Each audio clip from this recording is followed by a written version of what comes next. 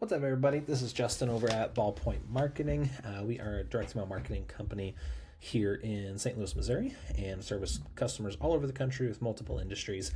And one thing that happens a lot is we get a lot of customers that submit us pieces of mail that they want us to send on their behalf. Now, typically a company is just going to take that, order it, send it out, and our goal is to make you as successful as possible. So you want to continue working with us and we get you the results that you're looking for. So we take it a little bit further where we'll actually go in and look at your mail piece and analyze it for you. And sometimes customers listen, sometimes they don't.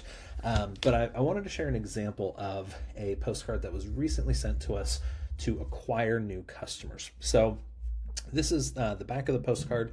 The front has a picture of the family, which is really nice. It looks really good, professionally done. That side is fine. I'm not going to show it because it's, a family. And the back, I've redacted all the personal information here as well, just so nobody knows who they are. But I wanted to share just what I see and what I would do differently. I'm not going to read the whole thing because this would be a 10-minute video, but we'll start here by just walking through it. So the first thing you notice is there's 6 paragraphs on here that is designed to fit on a 5x7. This is a Hallmark card. This is a little bit bigger than a 5x7, but a little bit smaller than this is what it's designed to fit on. And that much writing on that size of a postcard is going to be very small. Secondly, it looks like it's oversaturated with data and information.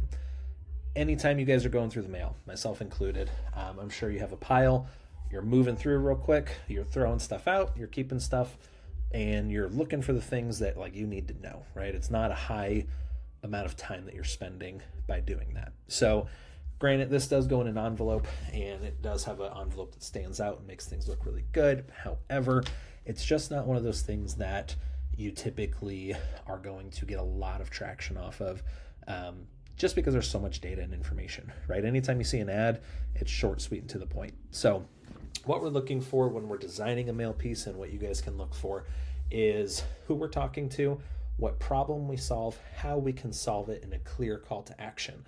That can be done in 3 or 4 sentences. Doesn't have to be much. It can be very, very simple. And this postcard looks like it was designed as almost like a family update, but it was given to us as a customer acquisition tool. And when I'm looking for a new customer, if I'm the new customer, I see this, I don't care about any of this.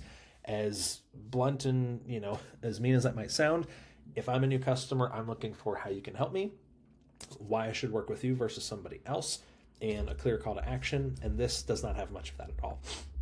All right, so looking at it, you can see that they mention, so-and-so open up a brick and mortar. So-and-so has been focusing on commissioned art pieces and just returned from a trip to India. Someone else is going to vocational school for building construction, which is all fantastic for this business. But the last, or for this family, but the last paragraph says, here's hoping that 2026 fulfills all of your hopes and dreams. As always, if we can be of any assistance in helping you or your loved ones achieve your goals, please let us know. It would be our absolute honor and pleasure. Happy New Year. This is a big no-no in my book because there's no way for me to get in touch with them. I have to do extra work, or the customer has to do extra work to then find out where they are, who they are, how to get in touch with them, so on and so forth.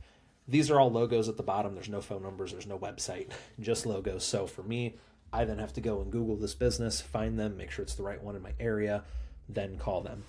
You want a phone number, a QR code, an opt-in form, a website, whatever it is, one form of or one direction of where you want those customers to go to ultimately book a call with you.